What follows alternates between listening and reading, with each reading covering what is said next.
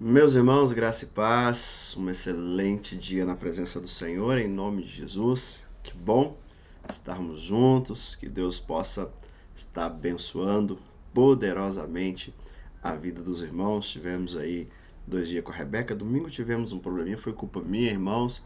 Peço aí perdão pela falha, mas que bom que tivemos um domingo também muito abençoado. Na segunda-feira a Rebeca colocamos aí o devocional e foi benção. E hoje eu quero continuar então essa missão aí de poder compartilhar com os irmãos. Hoje já estamos no capítulo 10 de Hebreus. O capítulo 10 de Hebreus ele é muito gostoso de ser lido. Eu acho que é um capítulo que você precisa ler ele mais de uma vez, duas, três, quanto mais você puder, para que você possa entender realmente o que Deus quer ministrar ao teu coração, porque é um capítulo que tem muito conteúdo fazendo um paralelo de algumas situações, olhando para o passado, olhando para aquilo que Cristo fez, mas também já nos levando a olhar para o futuro. Então, a gente percebe que ao iniciar esse capítulo, ele começa, olha, a lei traz apenas uma sombra dos benefícios que hão de vir, e não a sua realidade. Por isso ela nunca consegue, mediante os mesmos sacrifícios repetidos ano após ano, aperfeiçoar o que se aproxima para adorar. Então, o que o autor de Hebreus quer dizer? Ele fala, olha, todos aqueles sacrifícios, e é o que a gente tem repetido, olha, eles foram bons. Foram bons, eles deram para nós assim um alento, eles em determinado momento apaziguaram a ira de Deus, mas precisava ser repetido de ano em ano porque eles não eram suficientes.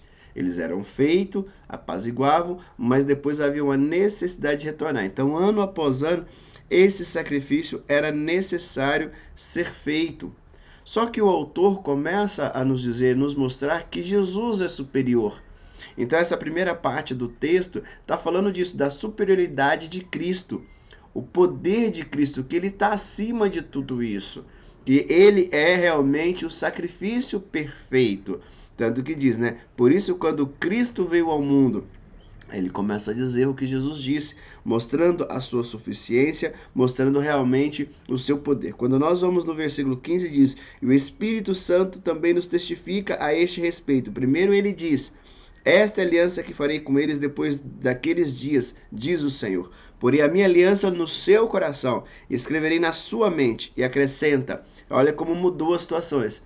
Né? Nesse versículo 17 muda, porque até lá então apaziguava, né? Tava um tempo depois, o sacrifício precisava ser feito anualmente ou sempre que necessário que o povo pecasse, mas agora diz o versículo 17, e acrescenta, dos seus pecados e iniquidades não me lembrarei mais.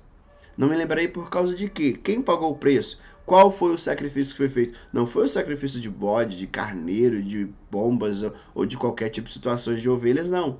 Foi agora um sacrifício perfeito, porque diz: onde esses pecados foram perdoados, não há mais necessidade de sacrifício por eles, porque em Cristo, tão somente em Cristo, nós fomos perdoados pelos nossos pecados. Antes, era um momento de apaziguar, um momento de realmente de reconhecer, mas somente em Cristo nós temos o perdão. E quando nós entendemos que em Cristo nós temos o perdão do nosso pecado, daquilo que fizemos mesmo antes, de repente que não estávamos com Cristo, ou daquilo que podemos fazer, ter feito de repente já essa semana, nós temos o perdão em Cristo, nós temos o perdão. Por isso que nós pedimos perdão, por isso que nós oramos em nome de Jesus.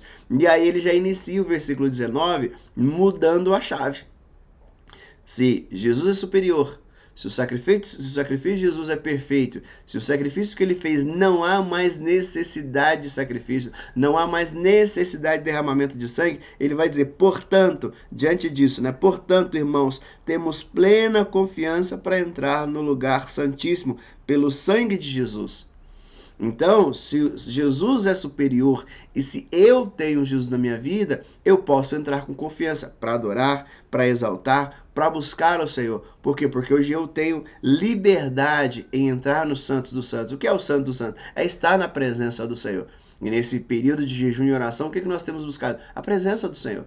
Nessa semana, de uma forma um pouco diferente, temos tentado orar por pessoas, buscar isso para viver, né, realmente ser bênção na vida de pessoas. Esse é o nosso desejo e esse é o papel da igreja. Então, nós temos confiança para orar, nós temos confiança para adorar, não pelas nossas qualificações, não pela nossa santidade, não por aquilo que eu possa fazer, mas pelo sangue de Jesus. Nós temos liberdade. Nós temos liberdade E ele vai dizer ainda no versículo 23, por isso apeguemos com firmeza a esperança que professamos, pois aquele que prometeu é fiel. É fiel. E continua, versículo 24. E consideremos uns aos outros para nos incentivarmos ao amor e às boas obras. Versículo 25. Não deixemos de reunirmos como igreja, segundo o costume de alguns, mas procuremos encorajar uns aos outros, ainda mais quando vocês veem que o dia se aproxima. Mas ele quer dizer que esse período também, que mesmo Cristo sendo superior, mesmo nós temos essa liberdade, essa confiança agora de nos aproximar diante do Senhor, nós precisamos fazer isso em unidade. Não é aquela ideia de fazermos isso sozinho, né, individual. Mesmo que a minha oração é feita no secreto, muitas vezes no individual, mas ela precisa ser manifesta no coletivo. Ela precisa ser manifesta na vida de outras pessoas. Para quê? Para que eu possa ser encorajado a continuar nos momentos difíceis e com a minha vida eu possa encorajar outros. Encorajar outros. E termina o texto dizendo, né, que aquele que vem, virá e não demorará. Então nós não podemos ser como aquele que se retrocede.